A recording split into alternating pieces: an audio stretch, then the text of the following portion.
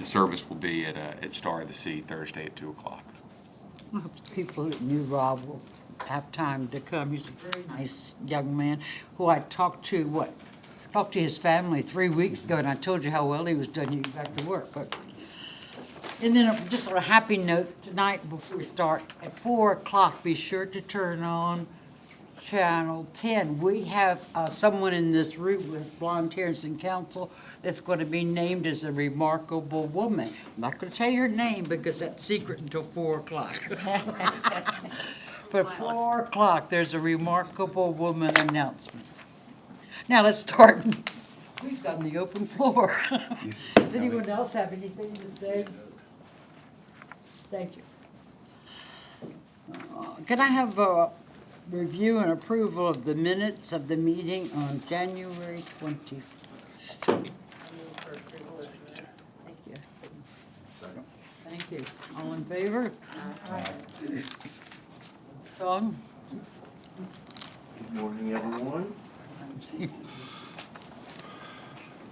Available on your tablets, I'll be going over the financial activity for the authority in the month of January, new calendar year 2020. The first page you should be seeing the operating account activity. We'll begin the new calendar year with $4.7 million of operating funding on hand. For the receipts, I'll touch upon first. You'll see industrial revenue bond fees, $26,000 coming into the authority.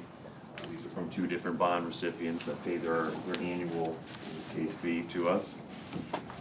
We have one new item on here you may not have seen before. We have Live Nation once a year pays their ground rent. So you'll have a line item under your leased income, just under $250,000 for their rent, and you'll also see an administration fee, $25,000 being held by the authority. In this case, Live Nation pays their rent to the authority, which is the total over $270,000. Per the ground rent agreement we have with the city, the authority can retain $25,000 of it, and the remainder of that will all be remitted back to the treasurer's office.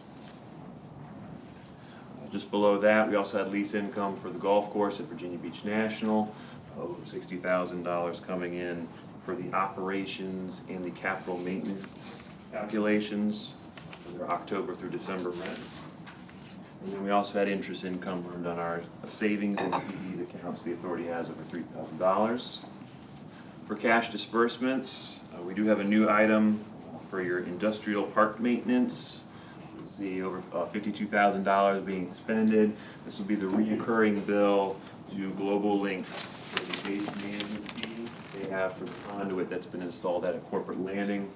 It'll be $13,000 a month. In this case, this is October through January payments to get us caught back up. Again, this will be a reoccurring fee you'll see each month going forward. We had our annual reception here in the office in December, and we have a bill just under $10,000 for the catering for that occurred to have that reception here for a networking event. Excuse me, but what is it normally? Oh, It's been in the past. okay, I just wanted everybody to know that. Yeah, 2 years ago, you spent $26,000 on that event. So at 9,500, we're less than half. Thank you. Sorry, go on. Savings there, Ms. James. And then the last item to point out is we pay the one-time fee, multi-year fee for the box seat agreement at the end of the year, $40,000 for that. That is what it is. One-time fee you'll see going forward. So at the end of January, $4,700,110 in operating funding on hand. Have any questions anyone has on the operating accounts? So public-private partnerships are paying off for us, aren't they? They are. They are. Very much. So the city got to recoup all their investment, and an admin fee got to kick in for the authority going forward. Thank you. And one thing quickly on that, Sean did a great job of showing the first expense related to our conduit management system. We're also happy, this can be something that we can announce as the contract is being circulated right now. We also have our first tenant in the conduit management system. So we have, that'll involve a $40,000 upfront payment and $3,000 a year in maintenance. So with just our first tenant, we can see that the system is already performing, and so Thanks to the team that did that, but Thank you. it wouldn't have been appropriate for Sean to report that yet, as we don't have the money, but, But, yeah, that's Can you announce who it is, or is it? give us 2 weeks. But I know that you all join me in being so proud of the work that everyone has done. Thank you, Sean. Ma'am. I'm sorry, go on. Not at all. For the incentive account activity, again, the month of January, going through $4.9 million of incentive cash being held by the authority. For reimbursements, we had some reimbursements come in from the city, over $165,000. From 3 different funding pools, we had a reimbursement for some ACC1 grants that have been paid, reimbursement related to London Bridge Commerce Center engineering fees that the authority had been paying for. And then there was some unexpended public facility revenue bonds related to the last phase of town center that were being reimbursed back from finance to the authority here. Those 3 funding sources added up to over $165,000 coming into the authority. And we also had the interest income we're earning on the checking account we maintain. For our disbursements, we have one incentive award under Part A being paid out to Prosper Insurance for the workforce expansion they had, over $10,000. We have under our Part B, our engineering fees, nearly $70,000 being expended for work at the arena site, Beach Fellowship, Bonnie Road, the Dome site, the hotel at TCC, the London Bridge Commerce Center, Kempsville, as well as Project Drive and Steel.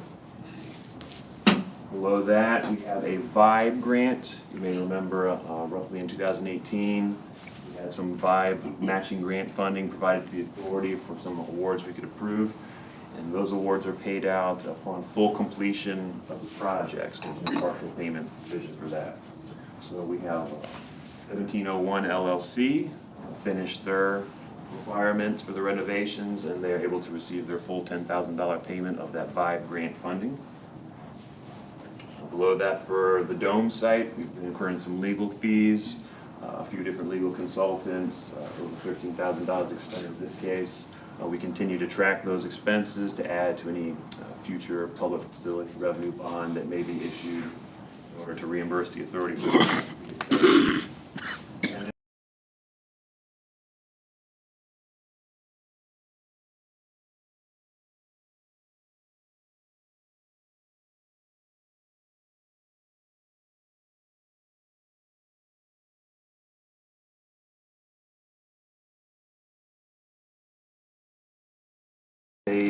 For your reconciliation of available incentive funding going forward. We've trued up all your receivables and commitments for any awards that were approved or extinguished. We're looking at $2,690,974 of available cash at the end of January. I'll be answering any questions anyone has on the incentive program. Thanks. Thank you very much. Thank you.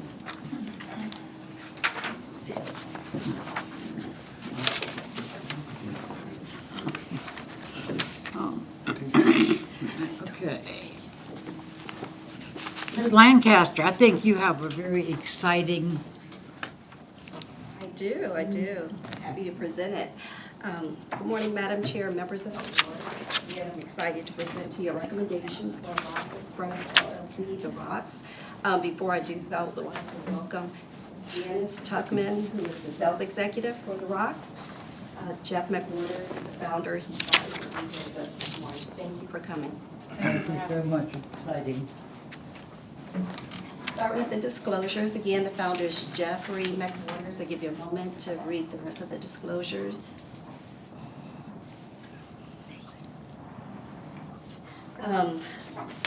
The Rocks is a luxury motor coach service that's going to be providing round-trip transportation between Virginia Beach and Northern Virginia, DC area. It's going to be 2 daily round trips nonstop from the Westin Town Center to Pentagon City. There are going to be custom designed coaches to include 22 first-class seats. These are some of the amenities. Just to mention a few, they are the most spacious coaches in the industry. Also, they're going to have on board meals, snacks, and beverages, and also easy online reservations. And there's the website there. Again, those are just a few of the amenities.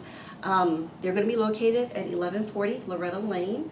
The site is going to be used for vehicle storage with minor maintenance, storage of supplies. There are going to be no petroleum products nor chemicals, and administrative support functions. The location is 5,600 square feet. It's going to be a 5-year lease. Again, storage warehouse. It is light industrial zoning, I-1, APZ zoning approved, as well as Navy approved use. The recommendation is for Part A for $110,000. That comprise of real estate at $275,000. I do have personal property up here of $3 million. However, we're not including that amount. I put it up there just for general knowledge. Jobs, 50 new full-time jobs, excluding benefits. Average salary of $50,000. It does meet the capital investment criteria. Target industry, compatible business, and APC 1. Any questions? Madam Chair, just one.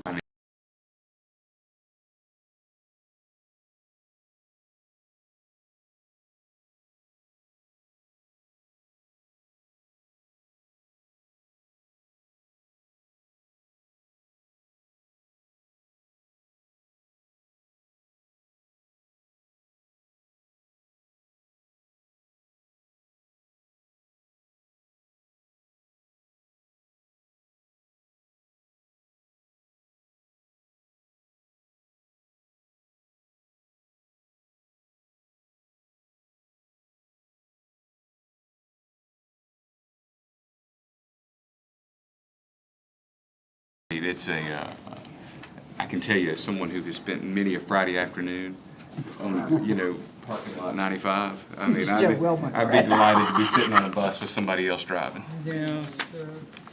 And if I'm not, I just want to add, if I'm not mistaken, Janice, you can chime in. Is it going to be 2 trips per day? Yes, we will have 2 departures a day at 8 a.m. and 1 p.m., 2 blocks from here from the Westin Hotel where you can park for free. And we'll have 2 That's return. Virginia Beach. That's right. And we will have 2 return trips from Pentagon City at 1 p.m. and 7 p.m. And you can come anytime and go back anytime. It doesn't have to be the same day.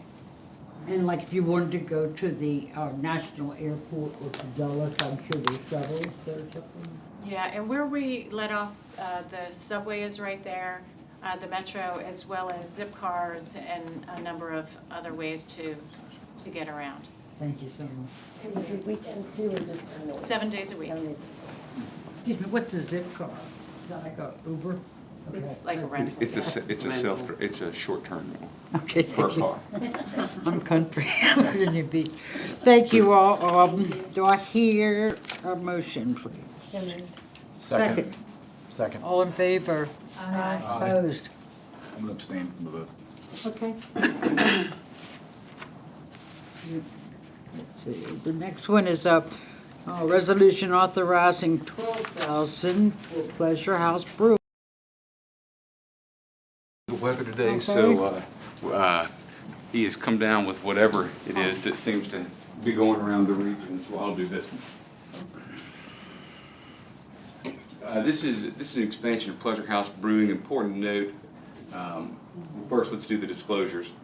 See, I'll let you all read those without me diving in. But as we move into the next important note, we are not. This is not an investment in on-site retail uses. This is an equipment investment, primarily to encourage export. And so, what we're asking for here is participation in the acquisition of a bottling system to allow export out of market. And I'll talk a little more about that in a moment.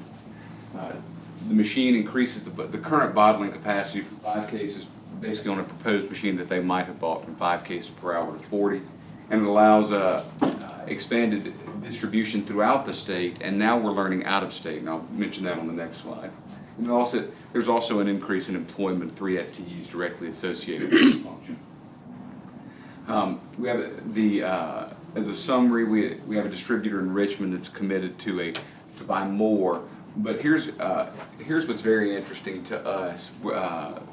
As we're now sourcing for distributors in Maryland and North Carolina, this request tweaks a little bit because there is a conversation. So we're now talking about export outside of the Commonwealth to other states, potentially.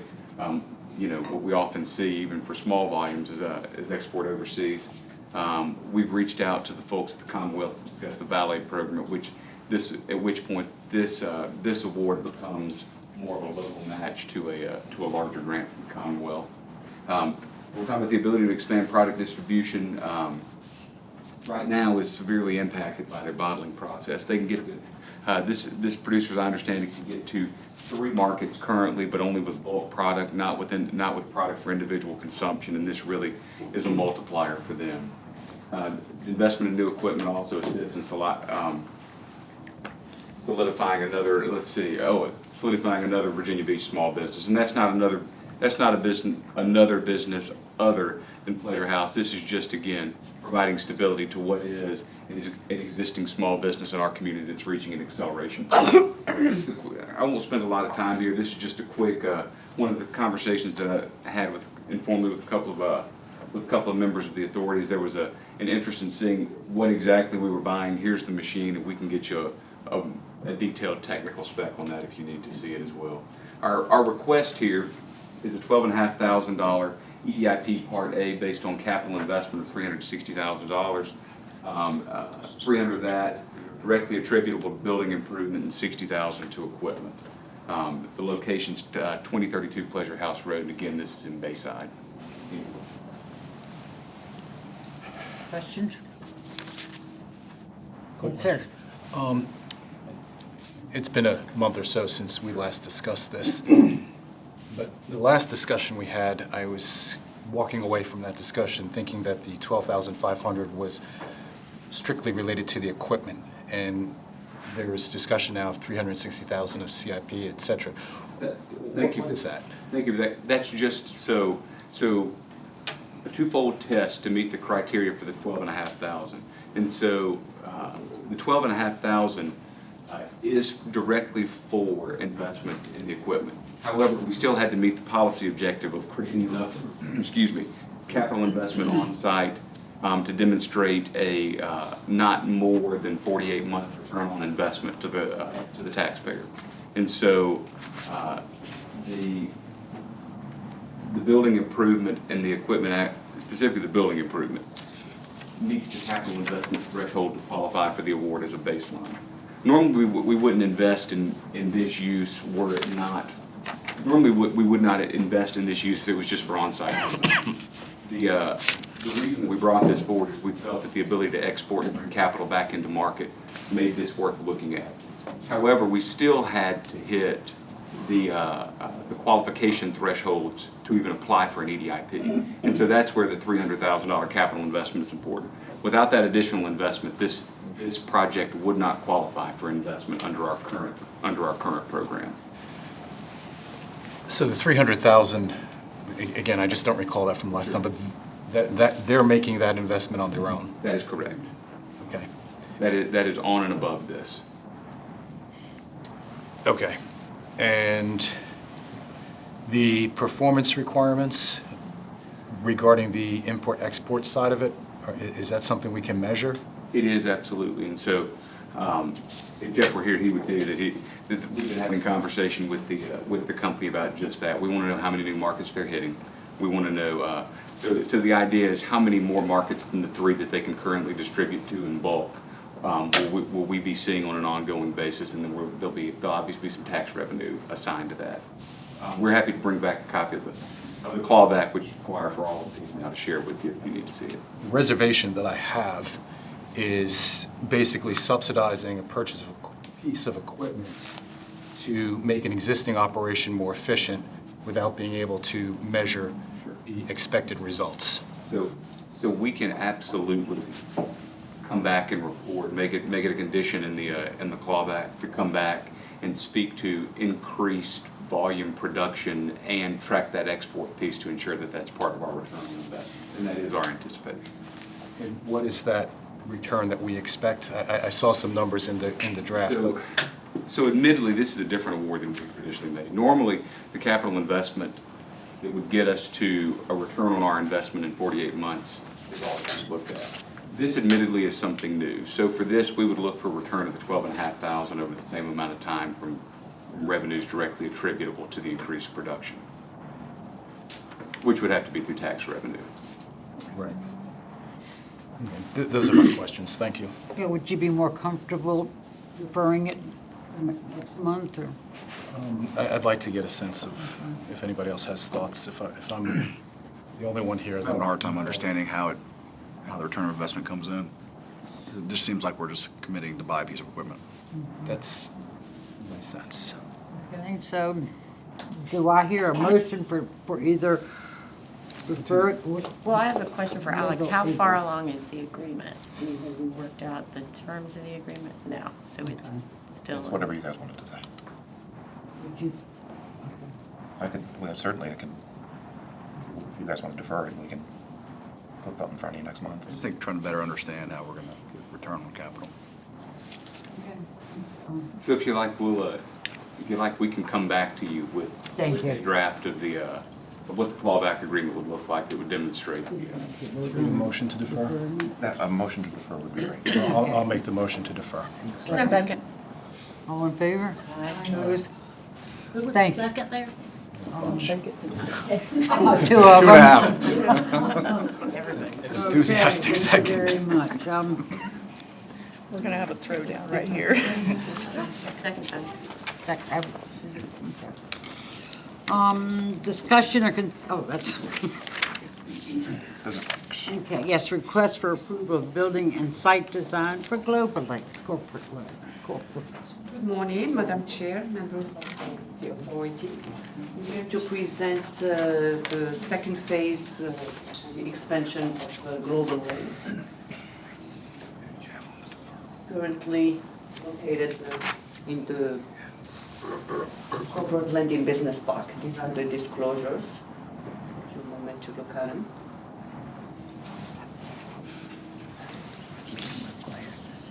So the site, as I said, is located in the Corporate Lending Business Park. This is their existing building, and they're proposing to expand their second building over there. So Global Links, they have completed their phase one, and they have about 6 major carriers, such as Cox, Windstream, CenturyLink, Singra, and several others. They came to the authority and had proposed a different layout for their expansion. Layout, the former that was already approved is here, but then they found out that this location had saved them like about $50,000 in site costs. So they have to change, they changed the layout. The former one was right here. So the site lays on a 7 acres parcel. Existing building is 10,400, and they're proposing expansion of 22,000 square feet with a 27 million investment. They're proposing basically the design of their expansion. The intent is to blend in with the existing building. So they pretty much have used the same materials. The building is 100% brick veneers with three different colors of the bricks. I have the samples right there.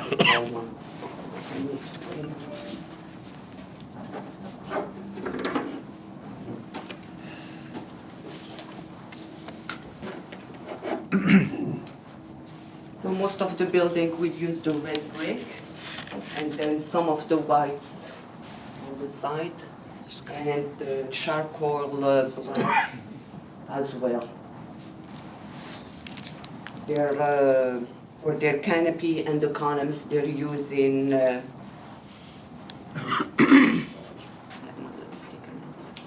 They're using aluminum. And they're using this aluminum here all around the edge of the building. This is the front rendering.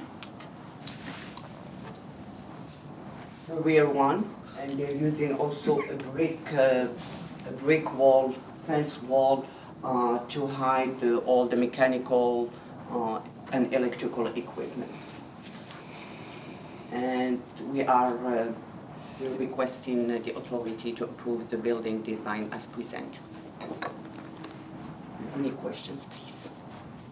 Just had a quick question. How does, well, two questions. How does it satisfy the requirements existing in corporate landing, and then where are we on updating the requirements, design requirements for corporate landing? So on the update piece, we did an update to specifically for data centers in this type of use 6 months ago-ish. Yeah. So there it relates to there's a broader question for us is, are we even the right place to be reviewing this? I mean, because I hate to say it, it's a planning. Right. I mean, we have an adopted standard. I still don't know why we look at it. I mean, and why we have to bring them to you. I mean, we have a planning staff that looks at these type of documents all day, every day, and are more than qualified to examine them as part of an approval process. And so the broader question for us is, what's the policy reason that we're looking at them? And would it be appropriate to work with our colleagues in planning to allow them to create a more streamlined process for the businesses that are trying to build in our park? We've had some conversation with them about that initially. So as it relates to how this fits, Ethan, I'll let you comment on, I mean, the materials and the designs here and are consistent with the amendment that we did for data centers 6 months ago, right? Yes. And so, and if you remember, those changes allowed for a more modern look with aluminum finishes. We made some changes to the fence design to allow for a taller fence, and then also we added some screening requirements on the back side of those for the data centers. Is that right? And so we're in conformance with all of the new standards for data centers here, but as it relates to a formal update to the policy and what that looks like going forward, we're trying to resolve that issue with planning. Because I thought the decision was to consult with planning and have them provide feedback. I know they had concerns about noise and buffering and that type of thing. And this is just me admitting they're better equipped and better qualified to have that conversation than my team is. Right. Well, and I think when it comes to the substation, we'll need them to. 100%. That's where they really need to get involved. Absolutely. Thank you. Do I hear a motion, please, to approve the building and site design as presented? So moved. Second. All in favor? Aye. Thank you so much. That was a great presentation. Anyone have any priorities today? I know you do, just a minute. And as I mentioned before, be sure to watch Channel 10 at 4 o'clock. And then tomorrow, to see excuse me, I don't know which one it is, but did you tell me that the building will be closed tomorrow for an hour?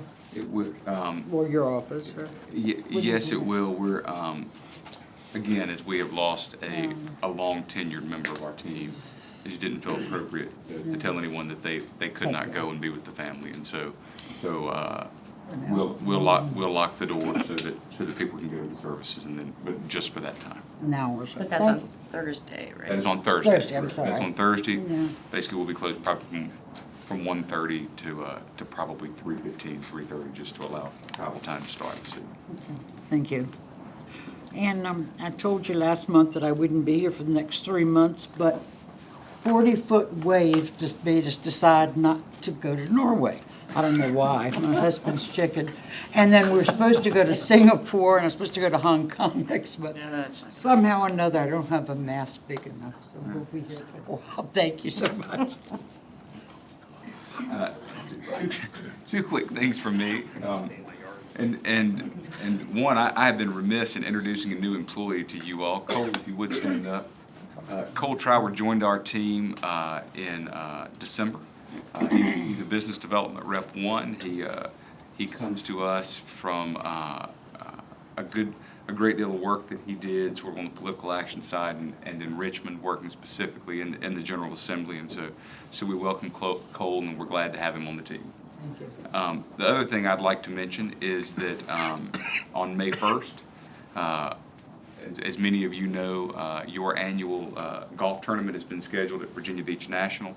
And one important thing to note about this year is in past years, as you know, we've generally selected local charities to support. Last year, basically, and those directly connected to our mission. Last year, for example, we were happy to support the Kempsville Entrepreneurial Academy as well as the Bayside Medical Academy. This year, the determination was made that all of the proceeds would go to the V.B. Strong Foundation to support the families of our colleagues that were lost on 5/31. And so, again, May 1st at Virginia Beach National, all of the proceeds to the V.B. Strong Foundation. Thanks to those of you on the authority who have already agreed to participate, and we're looking for a great event. Please try to come. And what time is it? The golf is at what time? And then you have a reception at 9 what a.m. time? That's right. Registration opens at 8. 7. 7. Registration opens at 7.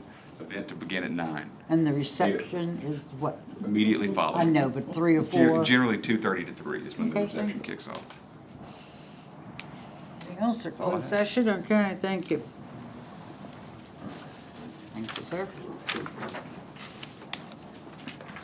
The chair will entertain a motion to recess into a closed session pursuant to the exemptions from open meetings allowed by 2.2-3711 Code of Virginia, A, as amended for the following purposes: publicly held property, discussion or consideration of the acquisition of real property for a public purpose, or the disposition of publicly held real property, or discussion in an open meeting would adversely affect the bargaining position or negotiating strategy of the public body. This is pursuant to Virginia Code 2.2-3711A3. Prospective business or industry. Discussion concerning a prospective business or industry or the expansion of existing business where no previous announcement has been made of their interest in locating to our community. And this is pursuant to Virginia Code 2.2-3711A5. Contracts. Discussion of the award of public contract involving the expenditure of public funds, including interviews of bidders and discussion of the terms or scope of such contract, or discussion in open session would adversely affect the bargaining position or negotiating strategy of the public body. And this is pursuant to Virginia Code 2.2-3711A30. May I please have a motion? So moved. Second. Thank you. David Byrne, William Brown, Yes. William Brunke, Yes. Nneka Shiazor, Yes. Taylor Franklin, Yes. Penny Morgan, Yes. Peter Mueller, Lisa Murphy, Yes. Mike Standing, Joe Strange, Dot Wood. Yes.